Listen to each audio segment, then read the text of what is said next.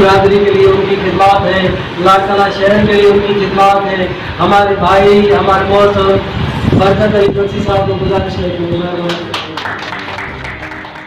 لاڑکانہ کی green star سماجی تنظیم کی طرف سے ملتان سے تعلق رکھنے والے ادیب، شاعر، لیکھک کیسر عمران مگسی کے ساتھ مگسی ریزیڈنس لاڑکانہ آفس میں ادبی شام منائی گئی.